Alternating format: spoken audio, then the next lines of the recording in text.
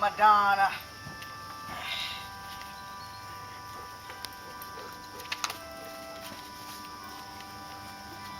And it's yourself, is it, Mr. Devon? Surely you ain't shut them eyes for the last week. Sleep. With my Patsy dying? Oh, the lamb. You just take heart. It's many another hole he'll have me mending in these trousers yet. God. Oh, there now.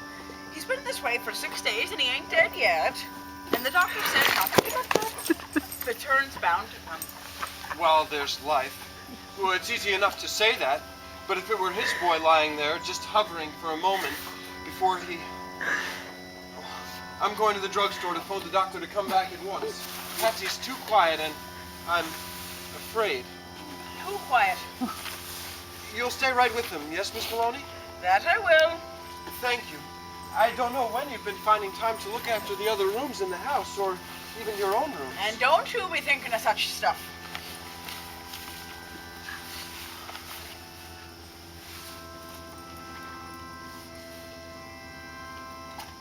Isn't turning Catholic, are you, Mr. Devon? Oh, you know whom to thank for that idea. What with your telling Patsy all that goes on in that church of yours just behind our house. His head is full of images and lights and music. And one of the last things he said before he, well, that I could understand, was to keep a candle burning for him in front of our Madonna. Well, then it ain't that you miss her, huh? Wouldn't a man be more than human if he didn't miss his wife? And why wasn't she human? And it's no right to be missed she has after running away like she did. And Patsy only a year at the time. Please. And Patsy, why, if it wasn't for the grand fairy stories you're always telling the boy about her, till you believe him yourself, he wouldn't even think you remembered her. Off on a long journey. I wish she'd gone beyond God's last post office. The post office? Well, the last time she wrote. There was only one time, I thought. Miss Maloney, this is a new letter? Well, And you've been keeping it. only a couple of days. I knew it right, and I couldn't bear to bring you more trouble. What with you been worried with Patsy? She's here in New York. And when she did write, it was for money. And you starved yourself for the next month. I could have killed her. That was 4 years ago, before she'd got on her feet. Her feet, man. She's always landing on somebody else's feet. She is coming. She'd have come yesterday if I had answered. Oh, what must she think? If she didn't hear from me, she was coming today or tomorrow to see if we had moved. She could be here any minute.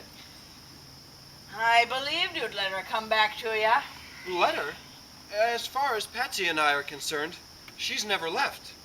Why, sometimes it seems as if she'd been here more since she left than before.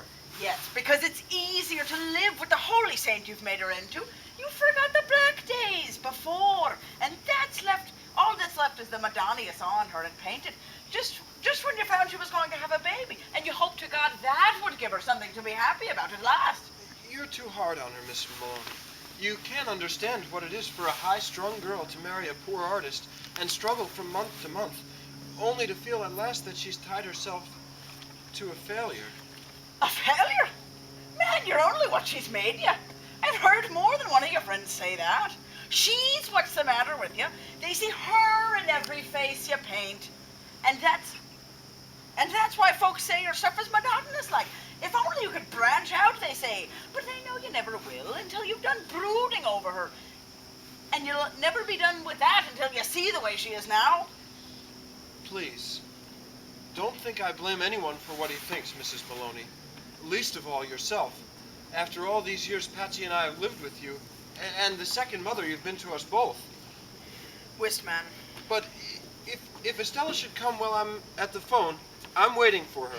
No matter if she comes in rags, no matter where she's been or what she's been through. I'll let her in. And Mrs. Maloney, promise not to tell her about Patsy.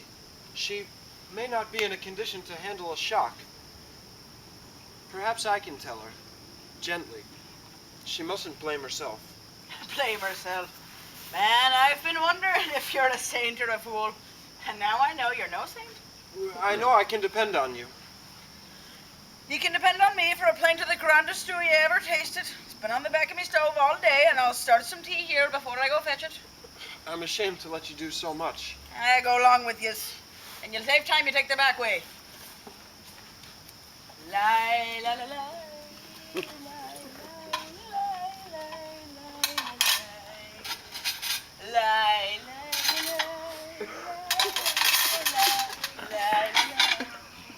Sure, they're hanging men and women know the green. Lie, lie, lie, lie, lie. Come in. Well, hello, Mrs. Maloney. Well, hello yourself. Chair. Same old dump. Sure, it wouldn't be a poor compliment to find the place had benefited by your absence. Same old Irish. Is Phil here? Mr. Devon just stepped out. He'll be back in a minute. And the baby? Baby? Oh, well, he is a big boy now. Yes, they do grow, whether you see him or not. Lord, I tried to pick him out from the kids in the street, but I guess it was a little too dark. It's a wise mother knows her own child. After 40 years. Oh, I suppose you've got it in for me. Well, go to it. Sure, I ain't complained at your being away. Well, how about Phil? Did he get a letter from you the other day? He got one this afternoon. Well, I mean, what am I to expect? Is he mad?